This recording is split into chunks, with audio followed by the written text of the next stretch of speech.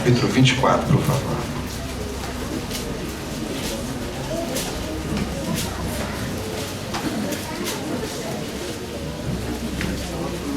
Este mês foi o mês da Páscoa. Semana essa que passou, nós comemoramos a Páscoa e podemos comemorar e relembrar a morte e a ressurreição de Jesus Cristo. Se para os judeus a Páscoa remontava a saída deles no Egito, para nós cristãos é o símbolo da nossa vitória sobre a morte, sobre o pecado e o selo da justificação de Deus sobre nossa vida. Eu gostaria ainda de, nesse espírito, falar aos irmãos sobre o poder da ressurreição de Jesus Cristo em nossas vidas, o que ela promove, o que a ressurreição pode nos prover, qual é o sentido da ressurreição. O texto que iremos ler será o texto onde faremos a exposição maior, depois estaremos lendo só um outro texto a título de consubstanciação, mas a partir do versículo 13, os irmãos que já encontraram, eu farei a leitura, os irmãos acompanhem, por favor, no texto que está aberto aí diante de você. E eis que no mesmo dia iam dois dele para uma aldeia que distava de Jerusalém 70 estágios, cujo nome era Emaús. Iam falando entre si de tudo aquilo que havia sucedido. E aconteceu que, indo eles falando entre si, fazendo perguntas um ao outro, o mesmo Jesus se aproximou e ia conversando com eles. Mas os olhos deles estavam como que impedidos, fechados, para não conhecer. E ele lhe disse: que palavras são essas que, caminhando, trocai entre vós, e por que vocês estão tão tristes? E respondeu um cujo nome era Cleopas, dizendo: és tu só peregrino em Jerusalém e não sabe as coisas que nela têm sucedido nesses dias? E ele lhes perguntou: quais? Aqui eles responderam: as que dizem respeito a Jesus, o Nazareno, que foi profeta poderoso em obras e palavras diante de Deus e de todo o povo. E como os principais dos sacerdotes, os nossos príncipes, o entregaram à condenação de morte e o crucificaram. E nós esperávamos que fosse ele o que remisse Israel, mas agora, com tudo isso, é já hoje o terceiro dia desde que essas coisas aconteceram. É verdade também que algumas mulheres dentre nós nos maravilharam, as quais de madrugada foram ao sepulcro e, não achando o seu corpo, voltaram e dizendo que tinham visto uma visão de anjo e que dizia que ele vive. E alguns dos que estavam conosco foram ao sepulcro e acharam ser assim como as mulheres haviam dito, porém não viram. E ele lhe disse: honestos e tardos de coração para crer em tudo que os profetas disseram. Porventura não convinha que o Cristo padecesse essas coisas e entrasse na sua glória? E começando por Moisés e por todos os profetas, explicava-lhes o que dele se achava em toda a Escritura. E chegara à aldeia para onde ia, e fez com que ia mais longe.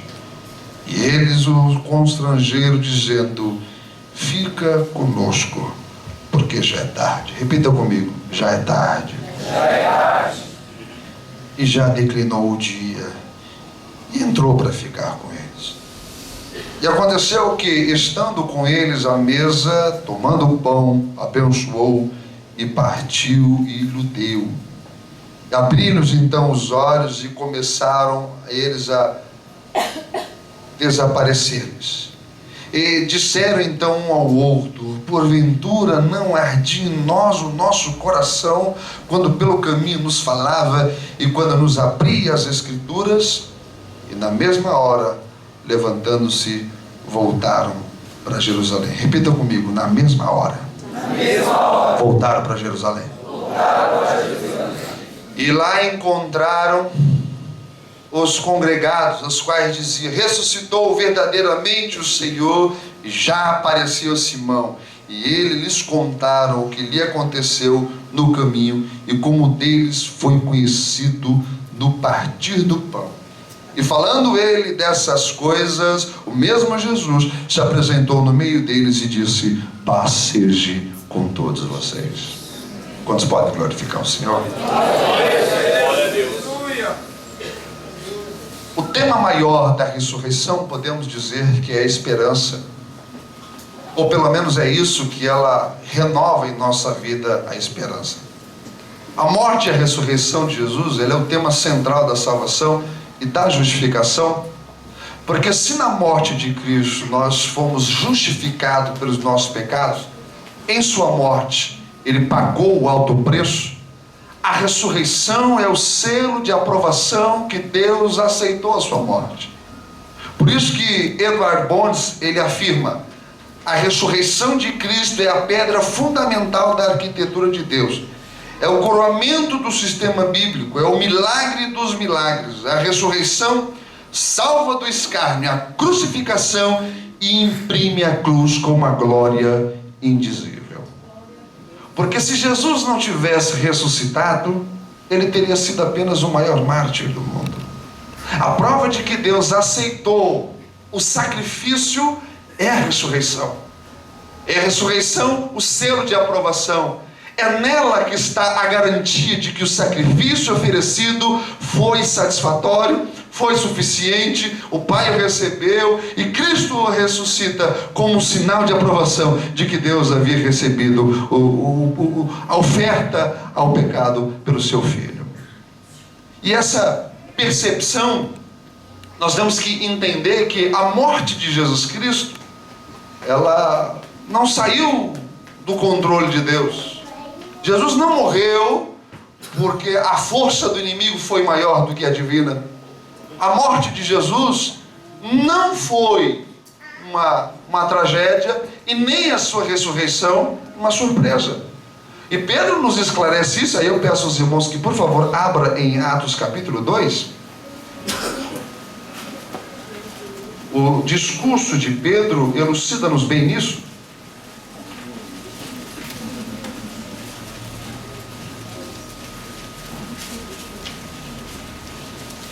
A partir do versículo 22, ele vai em seu discurso expor a morte, a ressurreição e a ascensão como um propósito divino.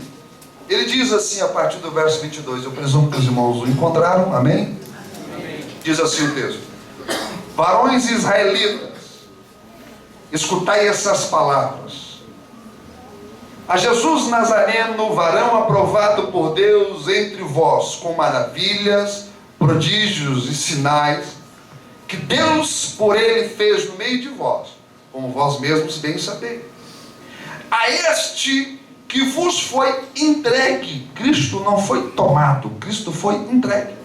Pedro está dizendo, ele deu, o Pai o deu, Cristo se entregou, pelo determinado conselho e presciência divina. A morte fazia parte da agenda de Cristo na terra.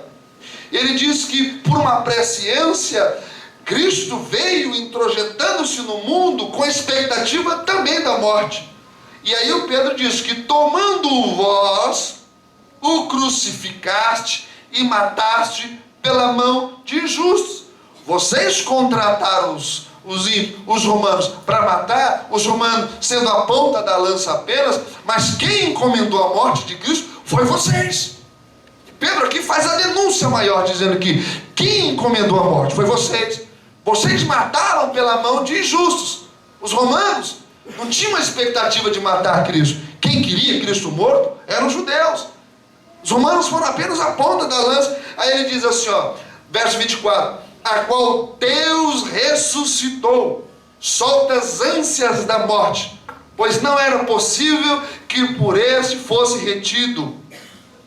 Porque dele disse Davi, olha só Pedro agora fazendo uma citação do Salmo 16: sempre via diante de mim o Senhor, porque está à minha direita para que eu não seja comovido.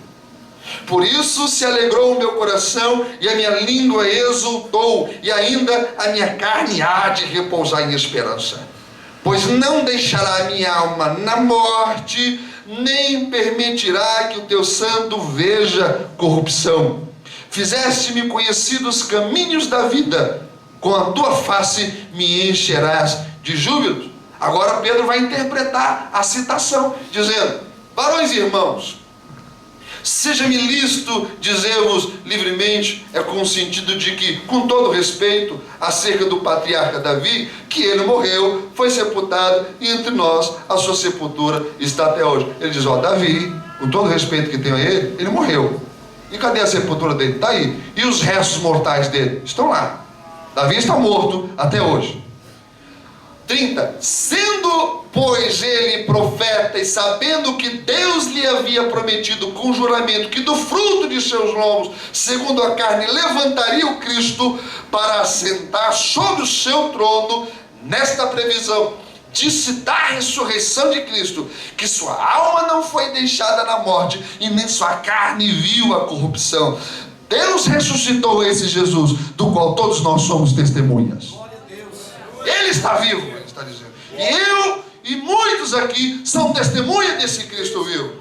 Ele falou da morte e da ressurreição. Ele agora vai falar da ascensão. Ele vai dizer assim no verso 33: de sorte que, exaltado pela destra de Deus, e tendo recebido do Pai a promessa do Espírito Santo, derramou isso que vedes agora e ouvi.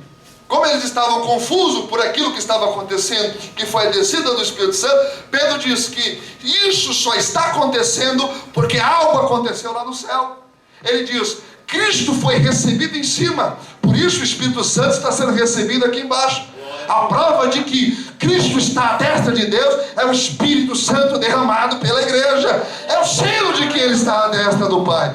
É o momento da sua ascensão nos céus. E ele diz mais: porque Davi não subiu aos céus, mas ele próprio diz: disse o meu Senhor ao meu Senhor, assenta-te à minha direita, até que ponha os teus inimigos por escabelo de teus pés.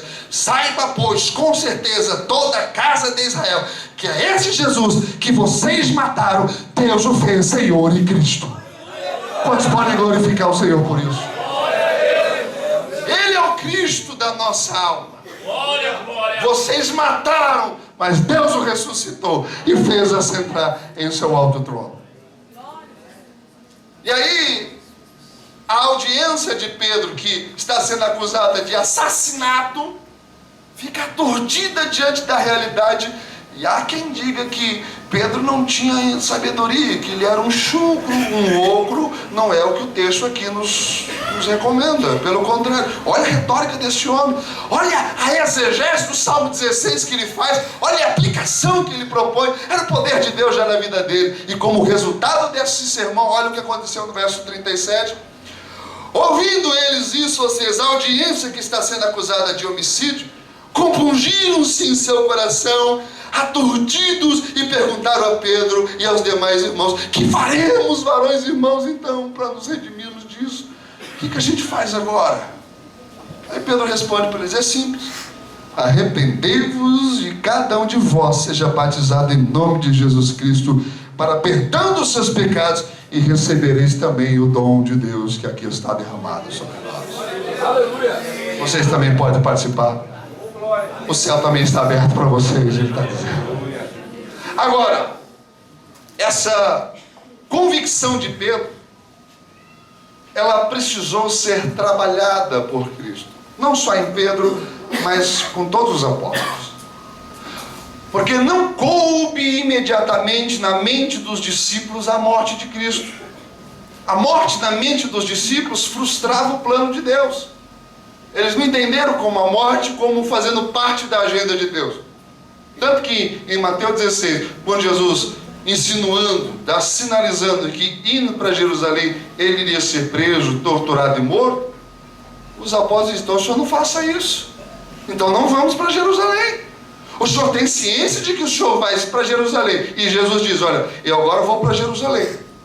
Importa que eu chegando lá seja preso, torturado, vou ser morto, mas vou ressuscitar ao terceiro dia. A esperança que a ressurreição restaurou nos discípulos precisou ser trabalhada por Cristo neles, porque os discípulos não tinham esperança na ressurreição, porque eles ainda não tinham aceitado a morte de Cristo. Os discípulos não entenderam a morte de Jesus e por isso não tiveram esperança na ressurreição. Porque Jesus diz no discurso dele: eu serei morto, mas ressuscitarei. E a gente pensa que a morte tem sua última palavra. E Jesus, quando morre na cruz e ressuscita, ele prova para nós que a morte não tem mais a última palavra. Glória a Deus. A morte não tem mais a última palavra na sua vida, meu irmão. Jesus nos deu esse poder contra a morte. É por isso que quando Paulo escreve a primeira carta aos Coríntios, ele diz assim: olha, onde está, ó morte, a tua vitória? Onde está o inferno, o seu aguilhão? Porque o poder da morte é o pecado e a força do pecado é ali. Mas graças a Deus que nos dá vitória por Cristo Jesus, nosso Senhor e Salvador. Por isso, meus amados irmãos, sejam firmes e constantes e sempre abundantes no Senhor, sabendo que a vossa fé, a vossa esperança no Senhor não é vão. Deus te deu poder contra a morte. Fala para o irmão que está ao seu lado: a morte não tem mais a última palavra. A morte não tem mais a última palavra. Agora, para os discípulos entender isso, custou a Cristo. Rogério, prova para mim, sinalize para mim pelo menos que os discípulos não entenderam, ou não tinham esperança na ressurreição, e com a ressurreição Jesus teve que, através dela, recuperar essa esperança. Primeiro, eles não tinham esperança, porque se as tivessem, quando Cristo foi morto na sexta-feira, eles estariam aguardando a ressurreição de Jesus no domingo. Mas eles não estavam aguardando. A ressurreição foi uma surpresa para todos. Como que você sabe que eles não tinham esperança? Pois é, Marcos diz que, e Jesus tendo ressuscitado de manhã no primeiro dia da semana, apareceu primeiramente a Maria Madalena, da qual tinha expulsado 7 demônios, e partindo ela, anunciou àqueles que tinham estado com ele, os quais estavam tristes e chorando. Eles estão tristes e chorando porque não têm esperança. A morte teve a última palavra, e Jesus foi lá e revoga a palavra da morte e alimenta a esperança. Mas se eles tivessem esperança, eles estariam lá na porta do sepulcro aguardando Jesus ressuscitar. Eles não estão lá esperando Jesus ressuscitar. Olha, ele morreu, como prometeu, e como promessa maior, ele vai sair. Por que no domingo não tem ninguém lá dizendo: ele vai sair, ele vai sair, ele vai sair? Porque não tinha esperança. E o curioso é que os principais chegou para Pilatos e falou assim: olha, Pilatos, a gente ouviu desse camarada que ele ia ressuscitar o terceiro dia, então põe guarda lá na porta. Os incrédulos colocaram mais fé do que os crentes. Pergunta para o irmão Celso assim: você não tem vergonha quando o incrédulo é mais crente que você, não?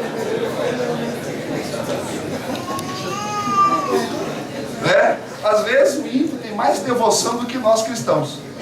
Você percebe isso nas próprias festas. Os mesmos cristãos, eles lá, aí alguém reclamou, permita-me, alguém reclama que eles ficam lá, isso é besteira, ficar comendo peixe e essas coisas todas. Mas é uma forma de devoção. Ignorante, mas devoção. E nós, como é que comemoramos a Páscoa? Com ovo de chocolate. Ou você explicou para aqueles imediatos da sua casa que nesse dia comemoramos a ressurreição de Jesus e a vitória sobre a morte? Porque não temos também essa esperança. Ou apenas esperamos por Cristo só nesta vida. E se esperamos por Cristo só nesta vida, somos de todos os mais miseráveis, Paulo diz. Por que ele diz que somos os mais miseráveis? Pensa comigo. Por que eu estou me policiando tanto se a minha vida é só isso aqui? Se a minha esperança em Cristo não tem eternidade, não tem depois, se não há ressurreição, por que eu vivo essa vida tão comedida, tão ponderada? Se a vida é só aqui agora, não tem depois, então quem está na razão é quem está no mundo, aproveitando no pecado, porque eles estão aproveitando o melhor da vida. Aí como Paulo diz, então, levantemos, comemos e bebemos, porque amanhã morreremos.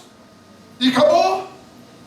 Mas não, ele diz, Cristo ressuscitou, sendo primícia dos que dormem. Cristo está vivo. Fala para o irmão do seu lado. Nunca ninguém tão grande se fez tão pequeno. Para fazer de alguém tão pequeno, tão grande. Tão grande, tão grande, tão grande. Quais são os sintomas? Eu pediria que os irmãos voltassem agora para Lucas 24, e aí nós vamos fazer a expositiva do texto que lemos.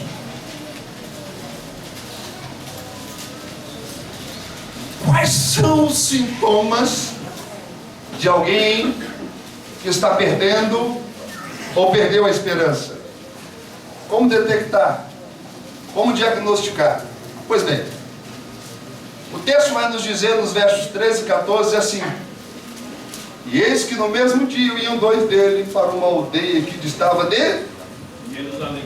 Ela distanciava-se de Jerusalém 70 estádios, dá uns 11 quilômetros, cujo nome era Emaús. O primeiro sintoma, quando nós estamos perdendo essa esperança, é quando nós começamos a nos distanciarmos da nossa Jerusalém e buscamos essas Emaús do isolamento. Esses dois discípulos, era domingo à tarde, eles estão saindo de Jerusalém porque eles não aguentavam mais contemplar aquele cenário de dor, dos comentários de frustração. Eles dizem, acho que eu preciso sair daqui, viajar um pouco, buscar em Emaús um isolamento, um distanciamento. É isso que a gente faz.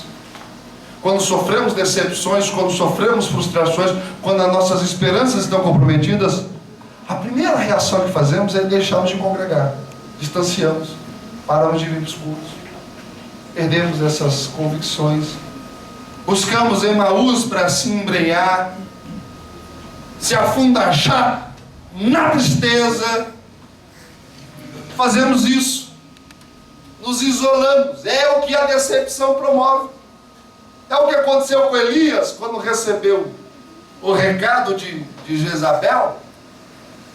Jezabel mandou um torpedo para ele e falou o seguinte: eu te pego, cara. Ele, quando leu aquilo, já ficou pensando, e agora? E agora o quê? A mulher. Jezabel rodou a saia e falou, eu vou embora. Chega, eu estou exausto de tanta luta, de tanto isso. Acabei de sair do monte, de um topo de glória, eu vou ter que me embriagar num deserto da solidão. Quantas vezes passamos do topo do poder e nos encontramos nos desertos da solidão? Ora você está lá no Carmelo provando do poder de Deus, ora você está lá no deserto pedindo a morte. Ele vai para o deserto, ele chega num lugar e o moço está com ele, seu servo. Ele vira para o servo e diz, olha, volta para casa, me deixa em paz, não quero ficar sozinho. É o que a gente faz. A gente se distancia das amizades, se distancia das pessoas, para de atender telefone, para de receber, fica isolado. E aí você, nesse isolamento, começa a alimentar uma autocomiseração diante de Deus, um autodepreciamento de si, porque ele chega num lugar, senta debaixo de um zimbro e vai fazer uma oração suicida, achando que Deus vai praticar nele a eutanásia, porque ele diz, Senhor, olha, veja quando a gente está frustrado, não é isso que acontece com ele. Eu não sou melhor que meus pais, eu não sou que nem fulano é que é bom. Quando começa a fazer essas comparações e a depreciação, você está na depressão. Porque você se sente inferior, você alimenta uma inferioridade em você, onde todo mundo é bom, todo mundo é bonito, todo mundo é que está vivendo feliz, e só você está na desgraça. Eu não sirvo para viver, eu não aguento mais viver. Tira a minha vida, Aí o anjo aparece. Pensa se sou eu numa oração dessa, eu falo, Deus, tira a minha vida. E o anjo aparece. Eu digo, mas já? O senhor também estava na intenção de me matar? Porque eu tenho para mim que às vezes quando você confessa a um irmão que está com vontade de matar, ele só falta te dar a faca. Então para que a faca? Não é? Tem uns irmãos que você fala, estou pensando em sair da igreja. Olha, se eu fosse você, eu saía mesmo. Não, mas estou pensando em divorciar. É isso mesmo, chega. Deus não. O anjo que aparece ali tem pão e tem água. Ele pede a morte, Deus alimenta a vida. Coma e bebe e continua andando. Glória a Deus! Aleluia! Se você entrou aqui essa noite decepcionado e chegando a pedir a morte, Deus nessa noite alimenta a esperança, a vida em você. Por isso, coma desse pão e beba desse cálice e continue a sua trajetória para frente.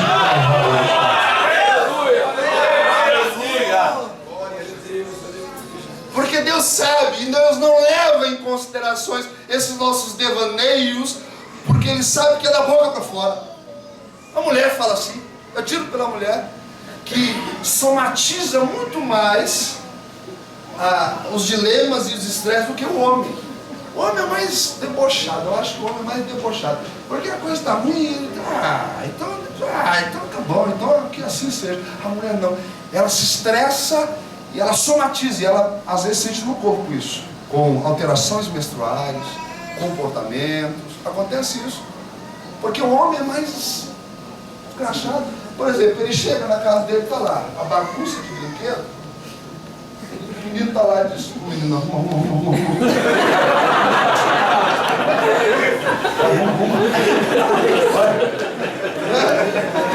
se ele demorar para arrumar, já falei, vou jogar fora. Vou encher ele, vai ficar falando um monte de meu orelha. Vai! Ele já. Bom, toma aí. Olha aí. A mulher, quando contempla essa cena, o que ela faz? É diferente. Vocês querem me matar! Vocês estão me fazendo de escravo, a bagunça dessa casa. Já não basta seu pai, já não basta você. Uma hora eu vou sumir, uma hora eu vou morrer. Está debaixo dos livros.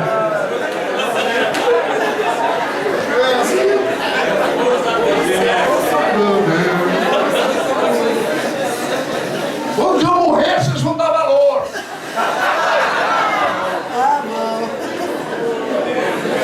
E o pior é que ela está reclamando e está lá. Vocês querem me fazer de escravo? Ela está arrumando. Vocês vão... Que isso, o menino vai se ficar olhando. Que isso? Está doida? Eu vou morrer. É da boca para fora.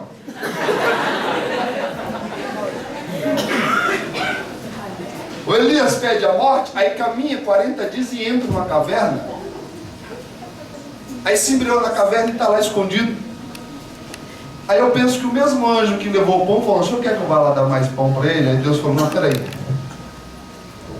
Eu mandei o povo, eu mandei a viúva de Serepta, mandei você. Acho que está na hora de ir pessoalmente. Deixa comigo agora. Eu vou pessoalmente. Segura a mão da pessoa que está ao seu lado assim. Fala para ela, nem Deus tem que vir pessoalmente, mas Ele vai te arrancar dessa caverna. Rapaz, não era lugar para você. Eu vou pessoalmente, dá licença. Aí Deus chega lá. Elias faz Deus se agachar. Elias está na caverna de Deus. Ô Elias! Ô amigão! O que você está fazendo aí, rapaz? Vem aqui fora, vamos conversar. Elias está tão cismado que diz o texto que ele vai cabreiro até a entrada da caverna e fica assim com o pé fora e o outro dentro, olhando para um lado e para o outro. Aí Deus, o que você está fazendo aí? Ele diz, o Porque Jezabel mandou o Dom Pedro falando que quer me matar. Esse cara está confuso. Por quê? Ele acabou de orar pedindo a morte e agora está com medo de morrer. Rapaz, você falou ali, mas eu quero morrer, e agora não. A mulher é assim. Eu vou morrer. E aí vai no médico, onde é que oh meu Deus, me cura, me cura, me cura. Você fala de surto, gente. Deus não leva em consideração isso. E Deus não alimenta, não responde essas orações que são da boca para fora. Pelo contrário, desconsiderando, Ele vai ao seu encontro e te restaura. Porque Ele é Deus. Dois estão saindo de Jerusalém para irmão. Jesus vai ao encontro deles. Diz, eles não podem ficar lá. Eu vou. O segundo sintoma é que perdemos a consciência de quem está conosco. Porque o texto diz assim, 15, e aconteceu que indo eles, falando entre si, perguntando um ao outro, mesmo Jesus se aproximou e ia com eles.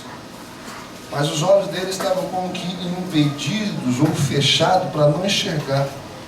É curioso que os comentaristas, os teólogos que tecem um comentário sobre esse texto, não entendem que o fechar dos olhos tenha sido por uma intervenção divina, como se Deus tivesse lacrado os olhos deles para não enxergar. Pelo contrário, é a tristeza, é a frustração, é a circunstância que fez com que eles não reparassem de que ao lado deles estava o Cristo a que eles estavam lamentando. Isso acontece conosco. Na hora que você se esquece de quem é o Senhor na sua vida, na hora que você canta bonito, adora bonito, prega bonito, mas na noite escura se esquece da palavra que foi dita em dia. Jamais duvide nas trevas aquilo que Deus te prometeu às claras. Ele é fiel para sustentar. Glória a Deus. É o mesmo Jesus de sempre.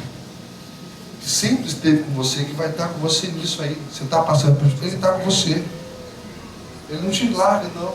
Você pode não estar reparando, você pode não estar percebendo, de tão aturdida, de tão preocupada, olhando para as circunstâncias, mas é o mesmo Deus que está caminhando com você. É o mesmo Jesus que está ao seu lado.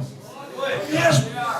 Ele não mudou. O outro sinal é que, quando perdemos essa esperança, perdemos a paz pela pressão das circunstâncias, ficamos mantendo os olhos no passado e deixamos-nos dominar pela tristeza. Porque Jesus chega perto deles e pergunta assim, olha, que palavras são essas caminhando, trocando entre vós? E por que vocês estão tão tristes? Palavras tristes, tem irmão que você vai conversar com ele? Como é que vai as coisas? Não vai, irmão, é uma desgraça na minha vida. Só derrota. Você fala, é sério, não é? Nada dá certo, nada dá certo. Você vai visitar, está lá. Nada dá certo, derrotado. Essa palavra ruim. Já não tem mais esperança. Que palavras são essas aí que vocês estão caminhando entre vocês? Eles param e olham para Jesus e falam assim, o senhor é algum estrangeiro? Onde é que você estava? Você não sabe das últimas? O senhor não está sabendo das últimas? Aí Jesus falou, quais últimas? Aí ele vai contar as últimas, mas conta as velhas em vez de contar as novas. Aí eles contam o da sexta, mas não contam do domingo. Aqui diz respeito a Jesus, poderoso, em profetas, em palavras, em obras. Mas como os principais sacerdotes pegaram, mataram e aí crucificaram, ele está morto agora. Está morto. E nós esperávamos que fosse ele que havia de redimir Israel. Contudo, é o terceiro dia que ele está morto. Ou seja, faz 3 dias que ele morreu. O que aconteceu com esses homens? Jesus morreu na sexta. O sábado passou, o domingo está passando, a vida cronológica deles está dando continuidade, prosseguimento, mas a existência deles ficou presa na sexta. Eles pararam lá na sexta-feira e não evoluíram na vida. Era domingo à tarde, eles não estavam presos na sexta. Tem pessoas assim, que a vida está passando, dias vêm entrando, anos vão entrando, e você está preso num passado de dor, de frustração. Jesus veio essa noite ao seu encontro para te arrancar dessa sexta-feira e te trazer para essa novidade do domingo. Esses homens estão com o jornal da sexta-feira. Jesus perguntou assim, ó, quais últimas? Eles pegam o jornal da sexta. Diz, aqui o jornal, você não leu da sexta-feira? Aí eles olhou e falou, o senhor não é da sexta, é velho. Vocês não pegou o jornal do domingo? Pergunta para o irmão só, você ainda está com o jornal da sexta? Você não passou na banca hoje? Você não viu o jornal do domingo ainda? Fala para ele, você não viu o jornal do domingo ainda? Ah, mostra para ele o jornal do domingo, ele está vivo. Fala para ele está vivo, ele está vivo. Ele está vivo, ele está vivo. Fala para ele assim, sai da sexta, vem para o domingo. Sai da sexta, vem para o domingo de vitória, de esperança. Viva a vida, não fica preso nos passados de dor, de frustrações, de decepções. Continue a viver pela esperança que Deus está reconstruindo na sua vida. Outro sinal, e aqui eu já quero encerrando, é que nós perdemos a sensibilidade, quando perdemos a esperança, de ouvir os testemunhos. Por quê? Pense comigo. Eles disseram assim, ó, é verdade que algumas mulheres dentre nós nos surpreenderam dizendo que, tendo ido pela manhã cedo ao sepulcro, não acharam o corpo, mas a visão de um anjo que dizia ele está vivo. Vamos reconstruir esse primeiro momento do domingo para você entender que momento estamos aqui. Jesus morreu na sexta, olha para mim, morreu na sexta, passou o sábado, no domingo pela manhã, no primeiro dia da semana, domingo, sendo bem de cedo, Marcos diz que algumas mulheres vão até o sepulcro, e quando chegam no sepulcro, a pedra está removida, elas entram no sepulcro. Observação, a pedra foi removida não para Jesus sair, mas para nós adentrarmos e testificarmos de que ele não está lá. O senhor entrou lá? Tem alguém lá? Vazio. Fala para o irmão só, sei lá, a pedra foi removida não para Jesus sair, mas para nós entrarmos e vermos com os nossos olhos de que ele não está lá.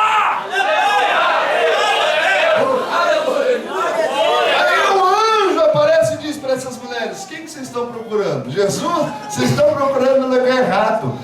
Por que procura entre os mortos aquele que está vivo?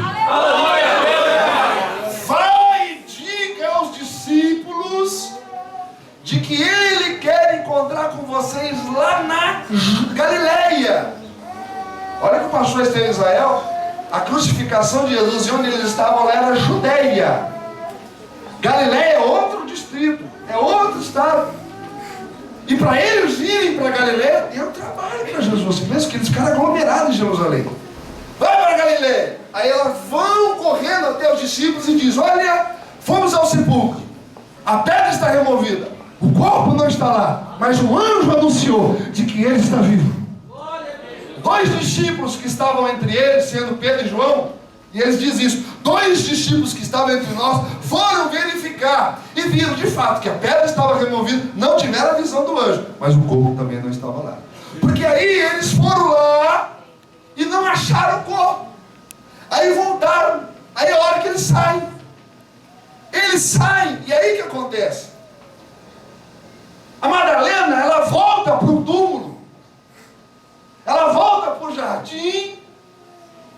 E quando ela se aproxima, tem um homem, e ela se prostra.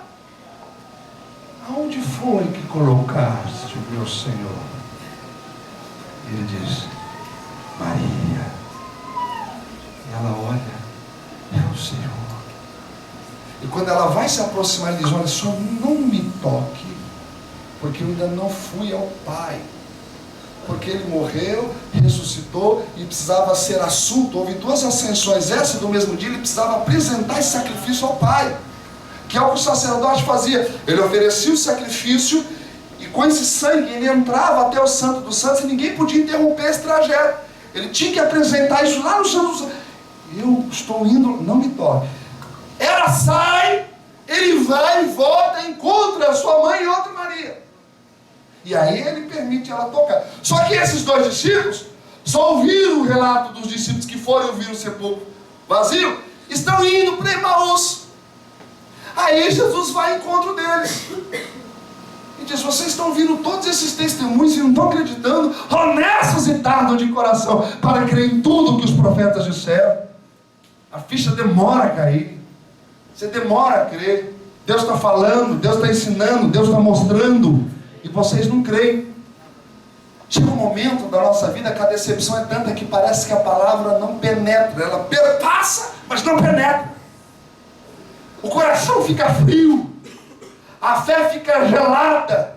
E aí onde Jesus abre as Escrituras, e o texto diz que quando Cristo lhes abria as Escrituras, os seus corações começaram a queimar, ardendo em chamas cada vez mais vivas, ao mesmo tempo que prosseguia. E é curioso que é o mesmo coração que estava ressequido pela tribulação, e assim então estava ardendo, porque Cristo estava abrindo as Escrituras e alimentando novamente a esperança. O coração estava ardendo. Há quanto tempo faz que seu coração não arde no culto? Quanto tempo faz que sua alma não vibra diante da presença de Deus? Pergunta para o irmão só, quanto tempo faz que você não sente esse calor de Deus na sua vida? Fala para ele. Pergunta para ele. Deus hoje vai fazer o coração voltar a queimar. Deus hoje vai fazer o coração voltar a queimar. Vai sair desse Emaús. Glória a Deus. O coração vai voltar a queimar. Chega de tristeza. Sai da sexta, vem pro domingo. E quando isso acontece, é quando os olhos da gente se abrem. E quando os olhos nossos se abrem, o que acontece? Para a gente encerrar, o que acontece quando Cristo abre os olhos? No partir do pão, os olhos se abriram. Os olhos vão se abrir hoje. Glória. Ah, você vai começar a entender as coisas. Você vai ver. Aí você vai ver, sabe o quê? Olha aqui comigo. Quando eles estão chegando em Emaús, Jesus faz que vai embora, ele chega para Jesus: ei, você vai continuar? Fica. Já é tarde. Fica. Já se faz tarde. O dia já estava declinando, já era despontando para a segunda-feira. Fica, porque já está muito tarde, já está muito tarde. Jesus falou assim: não, eu vou mostrar para vocês que não está tarde. Como? Ele entra, abre, parte o pão, os olhos se abrem.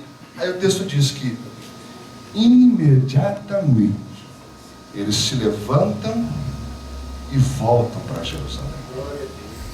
Para quem achava que era tarde para continuar, Jesus mostra que nunca é tarde para voltar para Jerusalém. Glória a Deus. Jesus está dizendo para você: nunca é tarde para abandonar essa Emaús. Nunca é tarde para sair dessa caverna, meu irmão. Nunca é tarde para voltar para sua Jerusalém. Nunca é tarde para estar conosco congregado novamente.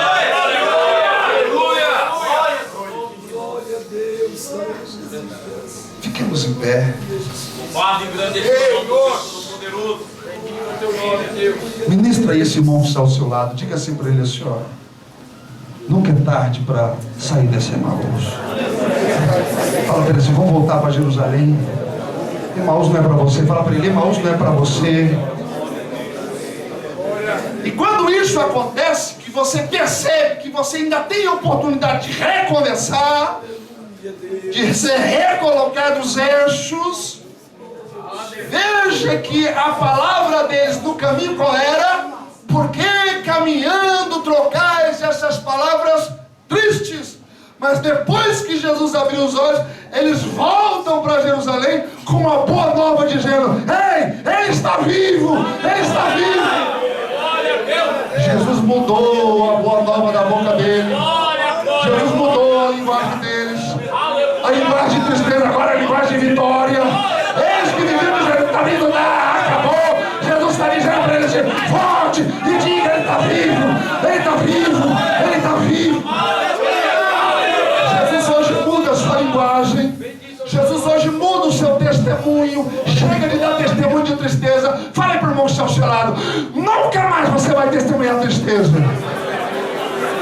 Você agora vai testemunhar sua vitória, sua vitória, sua vitória.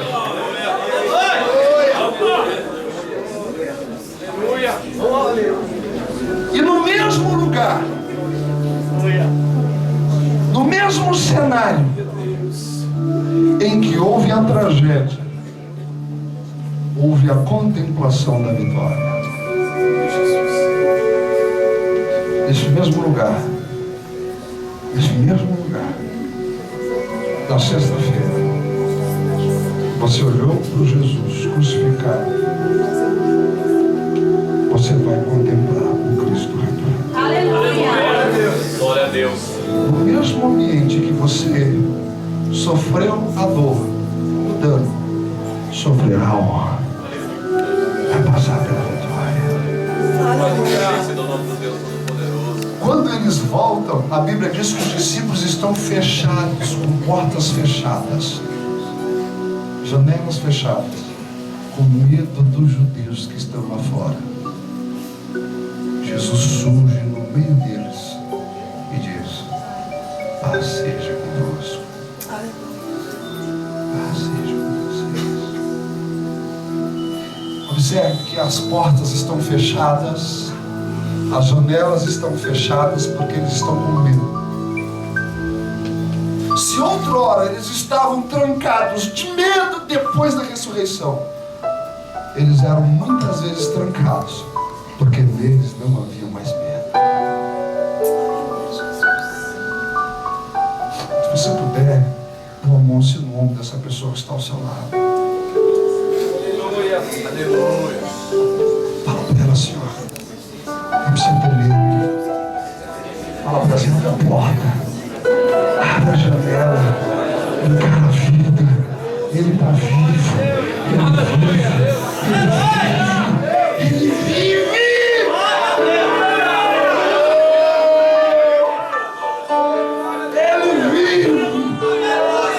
ele vive. Cadê o grupo? Vamos fazer um louvor porque ele vive.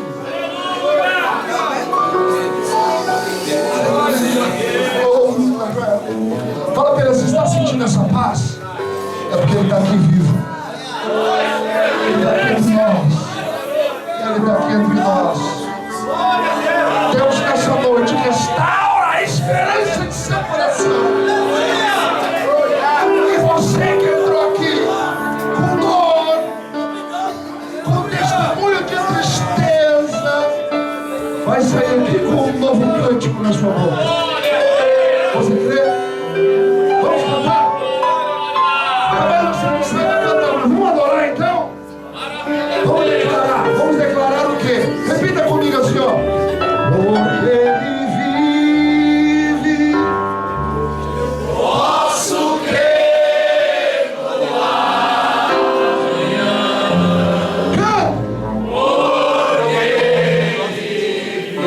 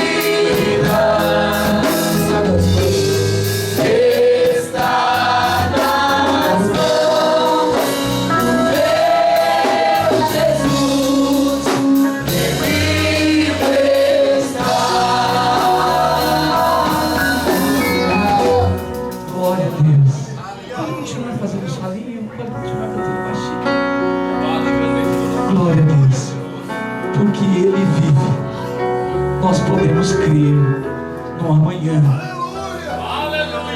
Existe esperança para quem tem Cristo.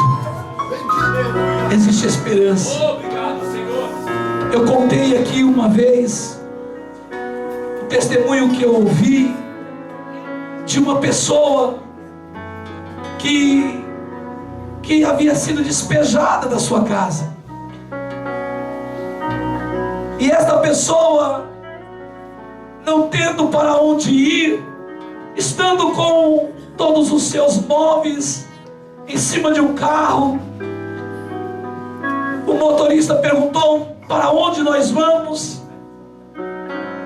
E ela, não tendo para onde ir, ela disse: pode seguir em frente. E ele foi andando até que passou embaixo de uma ponte, e ela disse: para aqui. E ele disse: mas é aqui que você vai ficar? Ela disse: sim, é aqui que eu vou ficar. E aí ele começou a descer as coisas junto com ela, e ali começou a tirar aqueles poucos móveis, as poucas coisas que ela tinha, e colocando ali embaixo daquela ponte, ela começou a preparar um lugar para ela ficar, para ela dormir. Pegou uma vassoura e começou a varrer aquele lugar, e começou a cantar exatamente este louvor: porque Ele vive, posso crer no amanhã, porque Ele vive.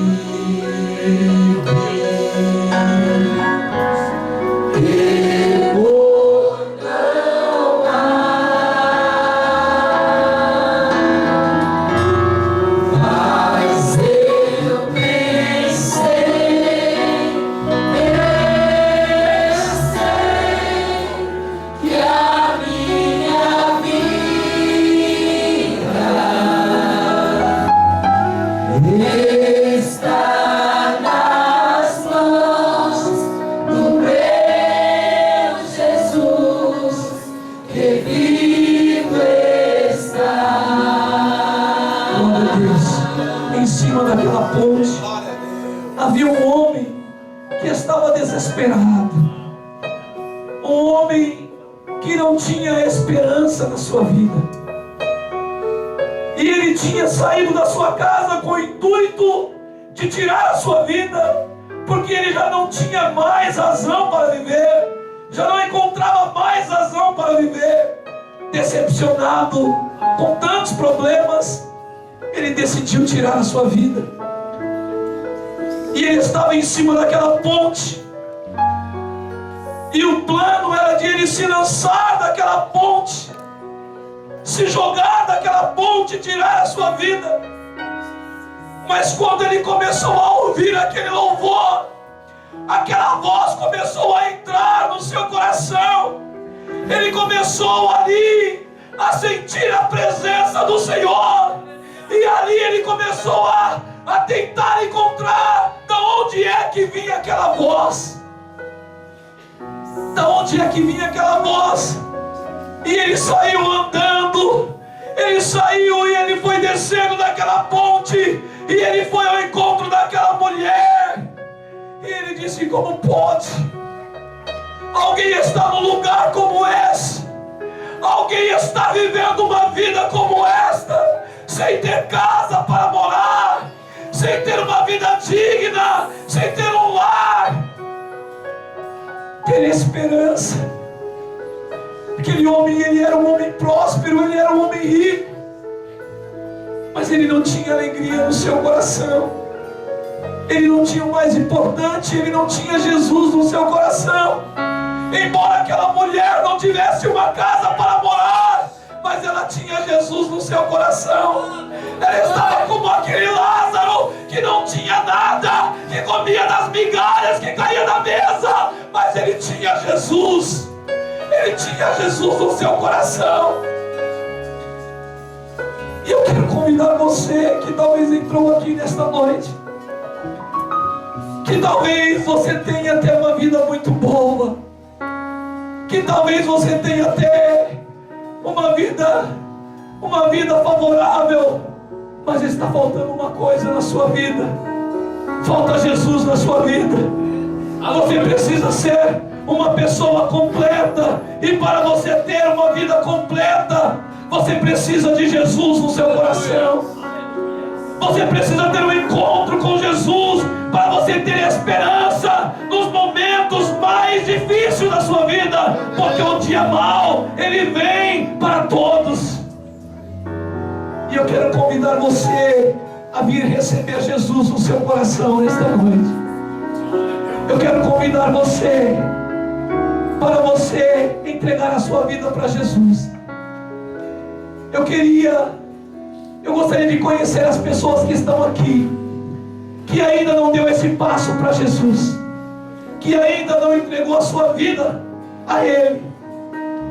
Eu gostaria de conhecer você. Tem alguém nessa noite que ainda não é crente, que ainda não aceitou a Jesus como seu único e suficiente Salvador? Apenas dê um sinal com a mão onde você estiver. Tem alguém aqui que ainda não é crente, alguém que está afastado dos caminhos do Senhor? Dê um sinal para eu te conhecer. Tem alguém nessa situação? Pode levantar a sua mão. Eu não vou te convidar para vir aqui à frente, eu só gostaria de te conhecer. Tem alguém nessa noite, nessas condições, ou que ainda não é crente? Tem ali uma irmã, ou que ainda não é crente, ou que está afastado dos caminhos do Senhor. Tem mais alguém? Tem um jovem ali, tem um jovem, tem uma irmã ali. Tem mais alguém no meio da igreja? Tem mais alguém? Jesus está dizendo para vocês hoje: me convém pousar em sua casa. Me convém pousar em sua casa. Vocês estão procurando Jesus, procurando Jesus, como Zaqueu que subiu naquela árvore, porque ele queria ver Jesus. Ele sabia que Jesus era bom, ele sabia que Jesus curava, ele sabia que Jesus libertava, ele sabia que Jesus tinha o poder de fazer o morto ressuscitar. E ele, em seu coração, ele dizia: eu preciso conhecer esse Jesus, eu preciso conhecer, eu quero vê-lo de perto. E ele subiu em uma árvore, e quando quando Jesus estava passando debaixo da árvore, pensando ele que Jesus não iria o ver, pensando ele que ninguém iria o ver. Quando Jesus está passando debaixo da árvore, Jesus olha para cima e diz: Zaqueu, desce desta árvore depressa, porque hoje me convém pousar em sua casa. Hoje me convém pousar em sua casa. Eu quero entrar na sua casa. Jovem, Jesus está dizendo para você: eu quero entrar no seu coração. Irmã, Jesus está dizendo para você: eu quero entrar neste coração. Porém, Ele só entra se nós abrirmos as portas. Se nós dissermos: Senhor, eu também quero que o Senhor entre no meu coração. Eu também desejo que o Senhor entre na minha casa. Eu também quero, Senhor, porque eu não quero te ver de longe, mas eu quero te ver de perto, Senhor. E eu gostaria de perguntar, irmã, para você: quer entregar sua vida para Jesus hoje? Quer entregar sua vida para Jesus? Só dê um sinal com a sua mão assim. Glória a Deus, glória a Jesus. Glória a Deus. Aleluia, Jesus. O jovem está aí. Eu gostaria de perguntar para você: você também quer entregar sua vida para Jesus? Hoje quer deixar Ele entrar no seu coração? Se você quiser, só dê um sinal assim com a sua mão. Você quer deixar Jesus entrar no seu coração? Ele quer entrar hoje. Ele quer entrar no seu coração. Ele quer fazer morada no seu coração. Ele quer transformar a sua vida. Ele quer completar a sua vida. E se você quiser abrir as portas do seu coração hoje, se você quiser abrir a porta, Ele vai entrar e Ele vai fazer morada, e a sua vida, ela vai ser diferente, e você vai viver uma nova vida com Jesus. Glória a Deus. Aleluia. Glória a Deus. Continue cantando o conjunto. Continue louvando bem baixinho. Glória a Deus. Dá uma olhadinha do seu lado direito, do seu lado esquerdo. Vê se tem mais alguém aí. Seja um missionário agora. Seja um missionário agora.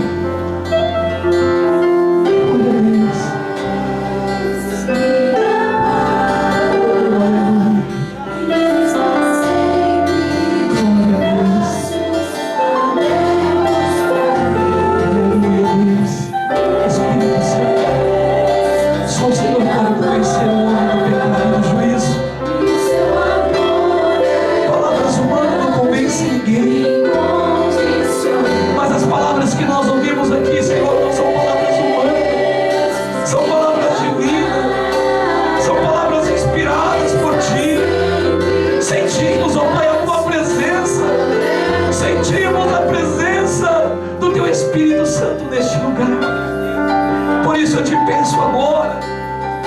Se tiver mais pessoas aqui que precisam desse encontro contigo, meu Deus, faça essa obra neste coração agora, Jesus.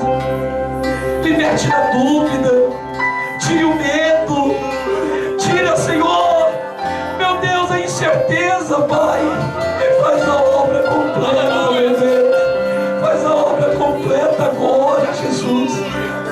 Espírito Santo, vai entrando na mente e no coração desta pessoa agora, porque convém que o Senhor entre nesta casa, convém que o Senhor habite nesta casa, neste lar. Glória a Deus. Eu vou perguntar mais uma vez: tem mais alguém que quer entregar sua vida para Jesus? Tem mais alguém que está afastado e quer retornar aos caminhos do Senhor? Se tiver, dê um sinal com a sua mão. Nós vamos orar por você. Nós vamos orar. Coisa boa é ter Jesus em nosso coração. Coisa boa é deixar Ele morar, habitar em nosso coração.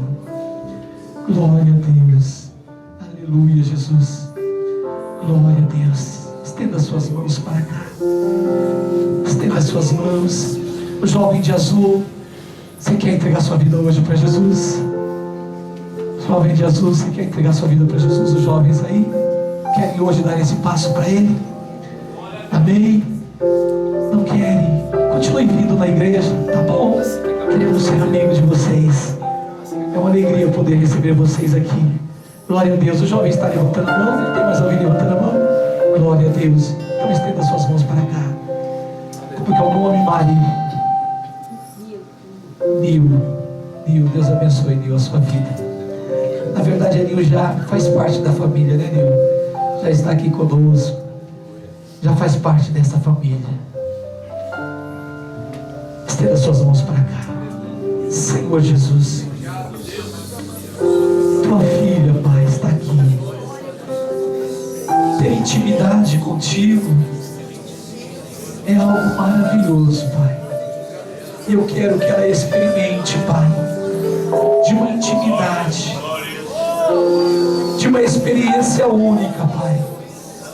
E eu acredito que a partir de hoje ela vai sentir, meu Deus, o que ela ainda não havia sentido. Uma alegria ainda maior, uma presença mais forte do Teu Espírito Santo. Meu Deus, escreva o nome dela no livro da vida. Perdoe, Senhor, meu Deus, todas as nossas falhas, nossos pecados, meu Deus, e que o Senhor venha trabalhar de uma forma especial na vida dela, no seu lar, do seu esposo, toda a sua família, Senhor. Estes jovens que aqui estão e todos nós, Pai, que possamos desfrutar do gozo da Tua divina presença em nossas vidas, todos os dias, como o Senhor nos prometeu. Amém, Jesus. Amém. Dê uma linda salva de palmas ao Senhor. Continue em conjunto adorando ao Senhor.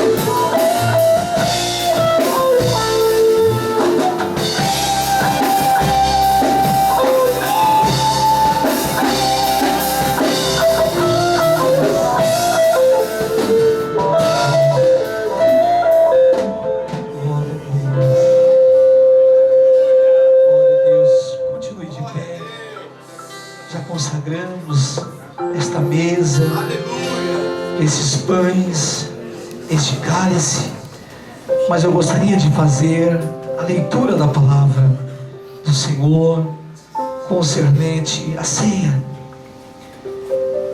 Livro de 1 Coríntios 11, 23 diz: porque eu recebi do Senhor o que também vos entreguei, que o Senhor Jesus, na noite em que foi traído, tomou o pão e, tendo dado graças, o partiu e disse: este é o meu corpo, que é partido por vós. Versículo 25: por semelhante modo, depois de haver ceado, tomou também um cálice, dizendo: este cálice é o novo testamento no meu sangue. Fazei isso todas as vezes que beberdes em memória de mim. Porque todas as vezes que comerdes este pão, e todas as vezes que beberdes este cálice, anunciais a morte do Senhor até que Ele venha. Eu gostaria de partir o pão. Glória a Deus. Este é o corpo de Cristo, que foi partido por nós na cruz do Calvário. Glória a Deus. Se você que está cooperando conosco hoje é um crente batizado, independente de qual denominação você é, mas se você está em comunhão com a sua igreja, se está em comunhão com o seu pastor, se você está em comunhão com seus irmãos, se você está em comunhão consigo mesmo, você pode então comer e beber desse cálice, porque esta ceia não é do Brasil para Cristo. Eu gostaria que a igreja tomasse o seu assento. Por gentileza, obreiros, pode servir a ceia. Este é o corpo de Cristo, que foi partido por vós na cruz do Calvário.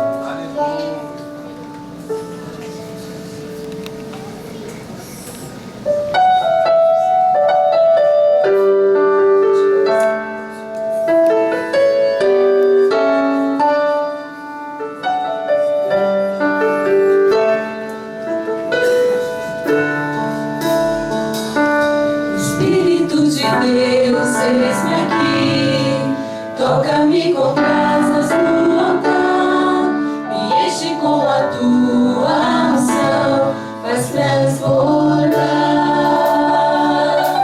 Estendo a ti as minhas mãos, com teu olho quero mais, vendo teu poder eu quero navegar. Espírito de Deus, eis-me aqui.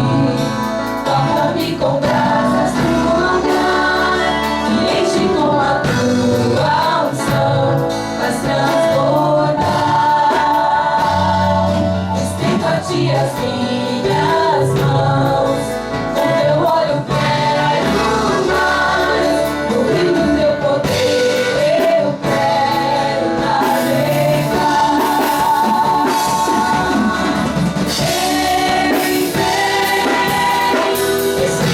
Espírito Santo, vem,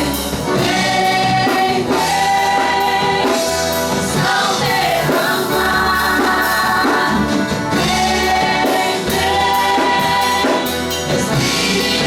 unção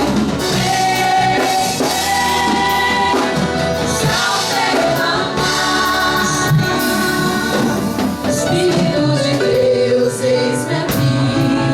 Toca-me com brasas no altar, me enche com a tua unção, faz transbordar. Estendo a ti as minhas mãos, com teu olho eu quero mais, no rio do teu poder eu quero navegar.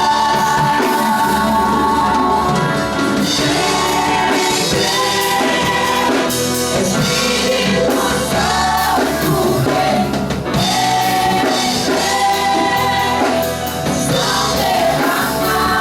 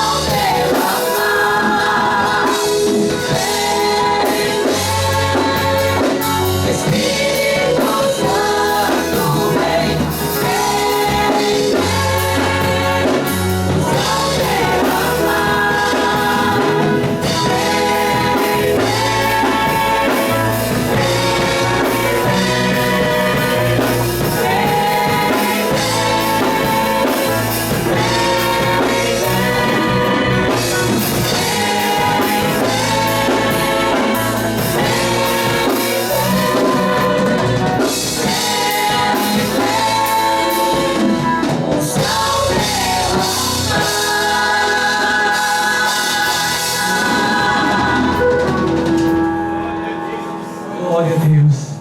Glória a Deus. Sentadinho mesmo, do jeito que você está. Este é o corpo de Cristo que foi partido por nós na cruz do Calvário. Vamos todos dizermos juntos: assim como Moisés levantou a serpente no deserto, assim importa que o Filho do Homem seja levantado, para que todo aquele que nele crê não pereça, mas tenha a vida eterna. Podei comer todos vós, este é o corpo de Cristo.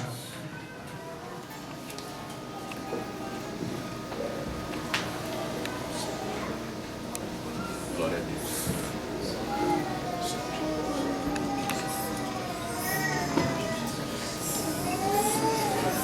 Nós te agradecemos, Pai. Nós te agradecemos por mais este momento, Pai, na tua presença. Pela tua presença neste lugar, Pai. Pelo teu corpo que foi partido por nós. Deus, nós cremos que neste momento que o Senhor possa te restaurar, Pai. Que o Senhor possa libertar nesta noite as feridas. Nós cremos em Ti, Pai.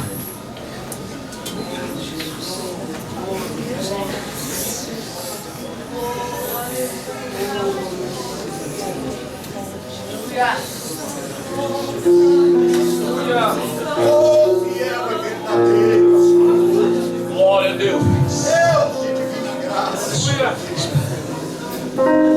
Obrigado, Senhor.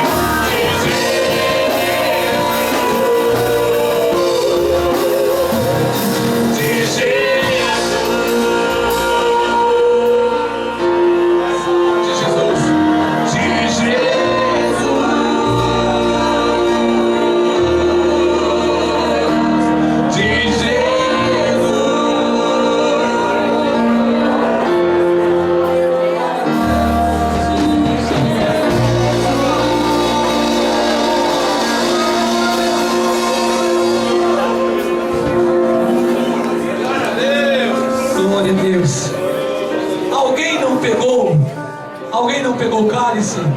Tem uma pessoa lá atrás. Por favor, Baraona. Por favor, naquele corredor ali, ó. Lá atrás. Tem mais alguém? Dê um sinal com a mão. Ali atrás. Glória a Deus. Glória a Deus.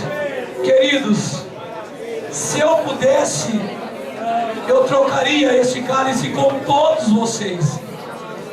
Eu trocaria com todos os irmãos. Se eu pudesse, e se o tempo desse, eu trocaria com todos vocês. Mas eu quero dizer, irmãos, Aleluia! Irmãs, jovens, adolescentes, a todos os irmãos, vocês são uma bênção na minha vida. Eu não faço nada sozinho.